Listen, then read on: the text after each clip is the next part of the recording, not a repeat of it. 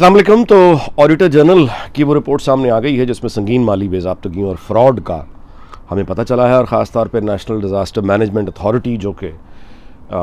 किसी भी काम ही यही है उनका कि वो किसी डिज़ास्टर में रिलीफ का काम करें, उनको जो पैसा मिला वहाँ पे दुनिया ने जो पैसा दिया कोरोना की आफत में जो तबाही आई हुई थी,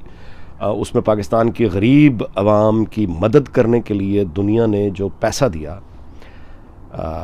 लोगों को पैसा दिया, दुनिया की हुकूमतों ने, दुनिया के मुल्कों ने अपने लोगों से जो टैक्स लिया हुआ था वो हमारे लोगों को इमदाद में जो पैसा आया,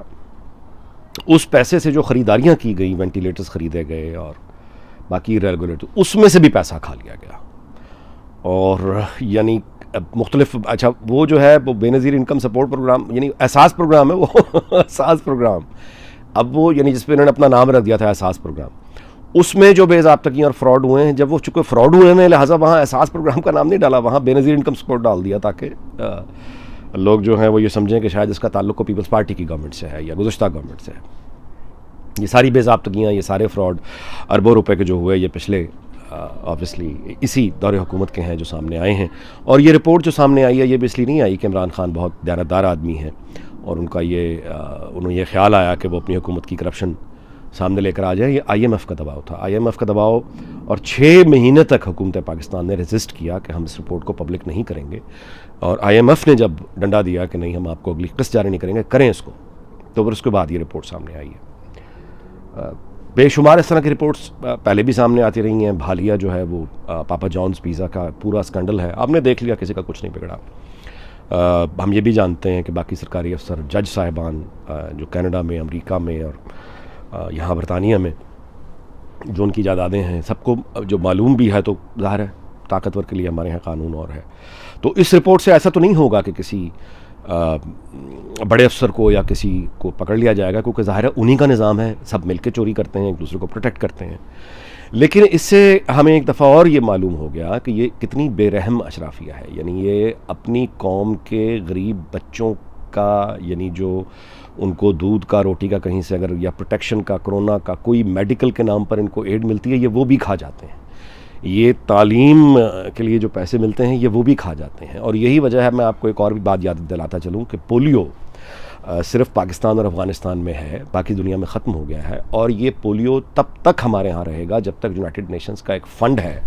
पोलियो के लिए जो कायम है अब तक, और उन ममालिक को इमदाद दी जाती है, फ़ंड पैसा दिया जाता है जहाँ पे अभी तक पोलियो है। और पूरी दुनिया में पाकिस्तान और अफ़गानिस्तान में ही पोलियो है। और जब तक यूनाइटेड नेशंस का वो फ़ंड कायम रहेगा और वो पैसे पाकिस्तान को मिलते रहेंगे पोलियो की इमदाद प्रोग्राम के लिए, तब तक पोलियो ख़त्म नहीं होगा। क्योंकि पोलियो ख़त्म हो जाने का मतलब ये है कि अक़वाम मुत्तहिदा का पोलियो का वो जो फ़ंड है, वो जो आता है डॉलर्स, वो आने बंद हो जाएंगे। तो बुनियादी तौर पे हम तो वो लोग हैं कि अपने ही कौम के बच्चों को पोलियो करवा के दुनिया से पैसा मांगते हैं, उनकी बच्चों को दिखा के कि देखो हमें पैसा दो, हमें पैसा दो, ये मर गए हम। और दुनिया जब वो पैसा तरस खा के उस पोलियो के मर्ज़ को ख़त्म करने के लिए देती है, वो पैसे भी खा जाते हैं। तो ये हमारा इज्तिमाई अखलाक भी है, इज्तिमाई ज़मीर भी है। लेकिन ये सारी की सारी जो ख़बर है, इसकी रिपोर्टिंग जब मैंने समा न्यूज़ पर देखी तो मुझे एकदम ख्याल आया कि अलीम ख़ान ने पहला थप्पड़ मारा है इमरान ख़ान को, और ये इब्तदा है। अलीम ख़ान के साथ जो इमरान ख़ान ने किया सबके सामने है। ज़ाहिर है ये कि वो एक बकरा ATM मशीन PTI की थे, और मतलब है कि इमरान ख़ान ख़ुद, आप जानते हैं 18 जुलाई के फ़ौरन बाद उम्रा करने के लिए जब गए तो अलीम ख़ान का जहाज़ था, उनकी अहलिया थी, इमरान ख़ान और उनकी अहलिया। तो उसके अलावा अलीम ख़ान को जहाँ जहाँ इन्होंने बकरा बना के जहाँ जहाँ फुटेजें डालनी थी, ख़ान साहब डालते रहे,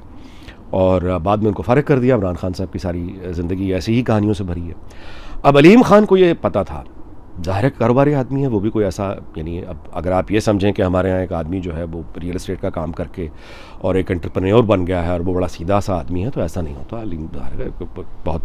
जहानदीदा और बहुत बिज़नेस कारोबारी जिस तरह लोग होते हैं, बहुत एक्टिव होते हैं, और उनको अंदाज़ा होता है कि ये उनके साथ क्या हो सकती है, मुनाफा और नुकसान। अब जब वो ये समझ गया अलीम ख़ान के मौजूदा सेटअप में वो अब इस्तेमाल हो चुका है, बकरा जो उसने बनना था बन गया, और जो उसके साथ बुरा ख़ान साहब ने किया है, अलीम उसकी मौजूदा उसमें हिसाब लेने की पोजीशन भी नहीं है, क्योंकि मारमूर भी पड़ गई। तो अलीम ख़ान ने फिर वही रास्ता इख्तियार किया जो इससे पहले अपना हमारे जो सुनार भाई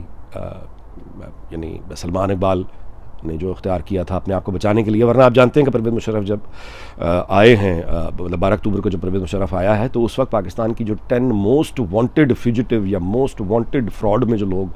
हाईएस्ट करप्शन लेवल पे यानी जो लोग मतलूब थे, वांटेड थे हुकूमत पाकिस्तान को, उसमें एयरवाई ग्रुप शामिल था। लेकिन जब एयरवाई ग्रुप अपना न्यूज़ लेकर आया तो आप जानते हैं फिर सब कुछ माफ़ हो गया, ठीक हो गया। यही बाद में हमने देखा कि दूसरे जो बिज़नेस ग्रुप वाले हैं वो अपने न्यूज़ चैनल्स लेकर आए। यही वो रास्ता था जिस पे चल के अलीम खान अपनी बचत कर सकता था, क्योंकि मौजूदा यानी तहरीक इंसाफ में सारा कुछ यानी सारे अंडे आपने एक ही बास्केट में डाल दिए और सपोर्ट कर दिया, और जब PTI की गवर्नमेंट आ गई तो उन्होंने आपको ज़ीलो ख़ार कर दिया। अब अलीम को ये मालूम था कि अगला जो सेटअप आने वाला है या जब भी आएगा, इनएविटेबल है आएगा, तो उसने PTI को, ज़ाहिर है कि वो जो इन लोगों ने किया इनको छोड़ेगा तो कोई नहीं, ज़ाहिर है। तो अब अलीम खान को ये पता था कि यानी जो उसने इन्वेस्टमेंट की उसका तो कोई नतीजा उसको मिला नहीं, उसकी अपनी हुकूमत में घुटे लाइन हो गया। लेकिन अगले लोगों ने जो मार PTI को, यानी जब मार पड़नी है तो उसमें भी इसको मार पड़नी थी, गुस्से में इसने भी आना था, तो वो अपनी बचत के लिए उसने बड़ी कामयाबी से, अगर अलीम खान ने को छक्का मारा है तो ये मारा है। अब समा न्यूज़ ज़ाहिर है उसके पास है, तो पहला थप्पड़ जो उसने ये मारा है इमरान खान की हुकूमत को, इस रिपोर्ट की जो जिस तरह की रिपोर्टिंग की गई है, मतलब ये कि वरना रिपोर्टिंग तो एयरवाई भी कर रहा है, लेकिन समा न्यूज़ ने जितना तनकीदी जायज़ा लेके उससे अंदाज़ा हो जाता है कि आगे जो है अलीम खान ने ना सिर्फ अपनी प्रोटेक्टिव एक शील्ड की है, बल्कि अब वो जहाँ PTI के साथ हिसाब बराबर करना होगा अलीम खान वो करेगा। तो ये बुनियादी तौर पे हमारे मुल्क में सहाफ़त की कहानी है। आज जो सहाफ़त हो रही है, आज जो हमारे यहाँ यानी जिस तरह से न्यूज़ यानी न्यूज़ की वैल्यू क्या है ये मसला नहीं है, बिकना क्या है ये मसला है, ये हमारे यहाँ सहाफ़त हो रही है। और वीलॉग का इख्तिताम करने से पहले मैं आपको हिटलर की एक दो बातें याद दिलाऊँगा कि हिटलर जो है वो बुनियादी तौर पे जब आया तो सारी तारीख़ तो मैं क्या आपको बोर करूं, लेकिन पहली जंग अज़ीम जब जर्मनी हारा तो उसके बाद लोगों में बड़ी फ्रस्ट्रेशन थी, लोग बड़े तंग थे, लोग बड़े तौहीन के और शिकस्त के एहसास में थे, और हिटलर ने उसी तौहीन और शिकस्त और ज़िल्लत के एहसास को जगाया और झूठ बोल बोल के, पागल आदमी था वो, झूठ जो बोल बोल के उसने ऐसी बातें करनी शुरू कर दी जो मतलब है वो ख्वाब दिखाना शुरू कर दिए जो मुमकिन ही नहीं थे। और उसकी दुनिया ने उसके पागलपन को बर्दाश्त किया। मिसाल के तौर पर जब ऑस्ट्रिया पे उसने कब्ज़ा किया है तो कोई उसका रद्द-ए-अमल नहीं आया, मतलब लोग बर्दाश्त कर गए थे क्योंकि फर्स्ट वर्ल्ड वॉर हो चुकी थी, कोई लड़ना उस तरह से नहीं चाह रहा था, तो बर्दाश्त किया। लेकिन हिटलर जो है वो मतलब है पागल हो गया, हर किसी तरफ उसने हमले शुरू कर दिए। जिसने उसको समझाया कि ये तुम जो कर रहे हो इससे हमारा बर्बादी हो जाएगी, ये मुमकिन नहीं है, तुम सोवियत यूनियन से भी लड़ रहे हो, अमेरिका से भी लड़ रहे हो, वहाँ बरतानिया से भी लड़ रहे हो, हर जगह तुमने आकर, हमारे पास इतनी कैपेसिटी नहीं है। तो ऐसे लोगों को वो ज़ाहिर है गद्दार करार दे दिया करता था, जेलों में फेंक दिया करता था, जो भी लॉजिक की बात करता था उसको मरवा दिया करता था।